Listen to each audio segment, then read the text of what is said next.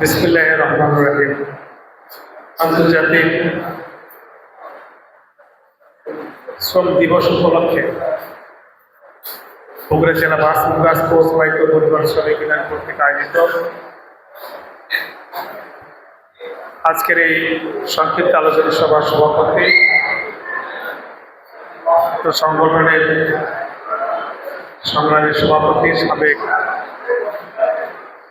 বাংলাদেশ জাতীয়তাবাদী দল শেরপুর উপজেলা শাখার সাবেক সাধারণ সম্পাদক, সাবেক শেরপুর উপজেলা পরিষদের সাবেক ভাইস চেয়ারম্যান জনাব আরিফুর রহমান মিলন আজকে আমাদের মাঝে উপস্থিত হয়েছেন। বাংলাদেশ জাতীয়তাবাদী দল শেরপুর পৌর শাখা নির্বাচিত সভাপতি, শেরপুর ডিগ্রি কলেজ ছাত্র সংসদের সাবেক পৌর ভিপি, সাবেক প্রভিপি, শেরপুর পৌরসভার সাবেক মেয়র ছোট ভাই সাগর কুমার বন্ধু উপস্থিত হয়েছেন। বাংলাদেশ জাতীয়তাবাদী দল শেরপুর পৌর শাখা নির্বাচিত সাধারণ সম্পাদক, সাবেক